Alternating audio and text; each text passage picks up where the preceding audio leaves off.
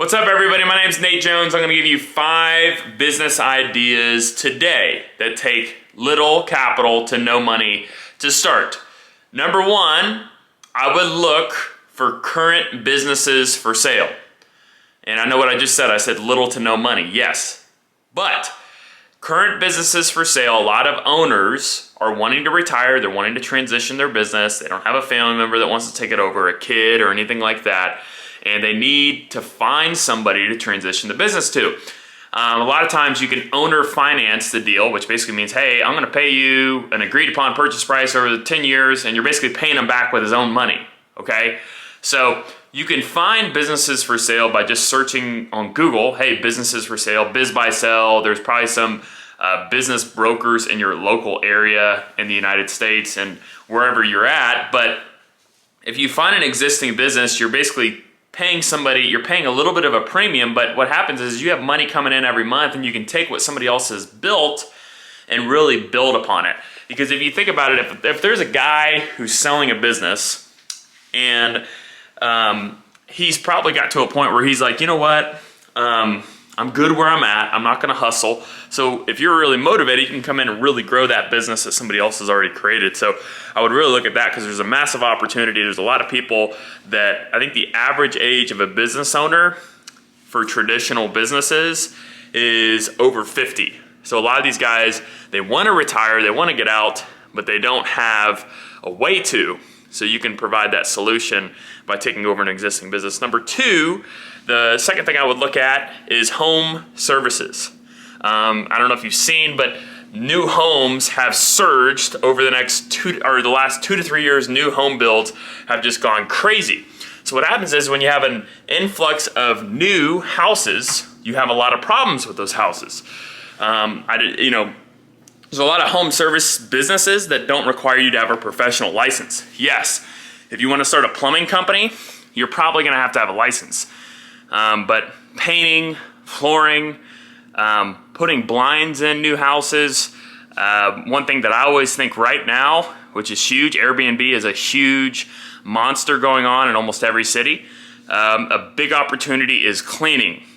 If you can clean a house or find somebody to clean the house for you, for a turnover for an Airbnb. Actually, Airbnb has an app, I think it's called Turnover Airbnb, where you can basically put your services out there while you're cleaning Airbnb, and I think you can charge probably $150 to $200 a clean. So you do 2 cleans a day, that's $400 a day, pretty good money.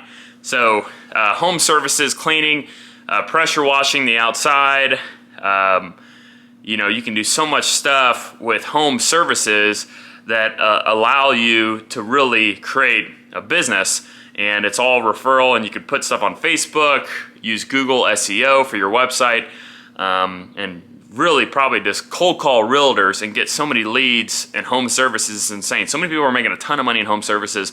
All you have to do is be willing to work hard. The third thing, if you don't have any kind of skill with your hands, you don't want to do manual labor, professional type businesses. And what that is, let me give you an example, not being a realtor, but creating a real estate brokerage or becoming a realtor with the intent to create a brokerage. Mortgage broker with the intent to become a mortgage brokerage. What a realtor is only themselves. A real estate agency has multiple realtors that the real estate agency owner makes a percentage off of. I own an insurance agency, very similar thing. You don't want to be the insurance agent for too long. You want to eventually own your insurance agency. So professional businesses, a lot of these in real estate, mortgage brokerage, insurance agents, you can study for probably about a month and pass that exam and become a professional. Even in the financial services industry, a lot of people, baby boomers, are getting to that age where they're looking at annuities, they're looking at different financial products. So financial services is huge. I like insurance because it's steady Eddie and it goes slowly up. It's kind of because we get paid on every renewal. Real estate is kind of up and down, feast or famine. Same thing with mortgage. Securities is probably a little bit more stable, but the professional services where you're taking care of someone's transaction or you're taking care of someone's belongings, like insurance, those businesses I know make you a lot of money, and a lot of times they'll sell down the road for a multiple.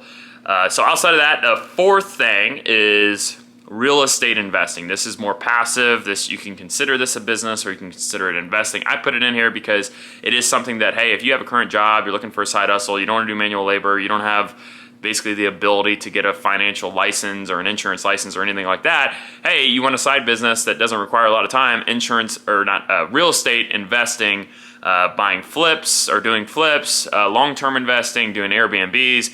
That can be a business. You have multiple rentals, you're bringing in money. That's a good business idea. I'm probably not gonna hit too much on that because there's tons of people that talk about that. The fifth thing that I would look at is online services. And what online services is managing someone's social media, creating websites for people, doing SEO on people's websites. A lot of this stuff you can learn. A lot of people think you have to be an expert to start a business. You don't have to be an expert. You have to have an idea and a way in which you can do that service for that person. I know that social media sometimes gets on the back burner for our business, and we have people that manage it, and then people don't manage it, and then it's one of those things that, yeah, you know, if somebody called me 2 years ago and they said, hey, can I manage your social media for $300 a month? I would say, heck yeah, take it off my plate for $300 a month or whatever it is. So, you know, you get enough clients there and you schedule out the posts, you do a little bit of work, you're making money on the side, and it probably only takes 2 to 3 hours a day to manage someone's social media. Create websites, you know, you can learn how to create websites, learn how to do SEO. You know, this online world that we live in, a lot of business owners have not adjusted to it because the average business owner is over 50. So that means that they're not harnessing the power of social media, they're harnessing the power of a website, all these online services that you could really come into their business and really help them out with. So what I'm trying to say is these are the 5 that I consider when I'm considering starting a business. I want to consider my lifestyle that I want. You know, I always say, hey, create the life that you want. So if you want the life where, hey, you're able to go travel for 2 weeks at a time and still make money, then home services may not be, unless you scale that business to where you can leave, but it's gonna be a while for you to do that.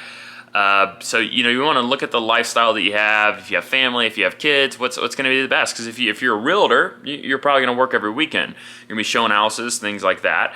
So you need to really look and say, hey, what's my ideal life? If I had an ideal life to live, what do I want to work? How many hours do I want to work? Where do I want to work? Do I want to work from anywhere? And write that down and then start putting businesses within that lifestyle. Because so many people, they're like, well, I want to make a lot of money. Well, it's like, okay, well, you can make a lot of money, but what if you're working 90 hours a week? You have no time to spend the money. So you really want to focus on, hey, what's the life that I want? Match businesses with that life, and then consider the pros and cons of that business. And I like businesses that have reoccurring revenue, reoccurring customers. That's why I like insurance agencies, let's say pool cleaning services, cleaning businesses, right? Once you get one house that you clean, it's lawn care is another good one. You know, where you have that reoccurring revenue stream where people are continuing to use you. One thing I don't like about like the real estate flipping is once you do one flip, you got to find another one. You don't get continued paid by that flip, you know? So I like businesses where I can create that relationship, make it sticky, and continue to make money from that relationship. That's why social media management is a great business. If you're, you know, want to do something on the side online, I think that's a great way to do that. So comment below, what are some businesses you started? What are some ideas that I left out? And if you have any questions, like and subscribe. Thanks.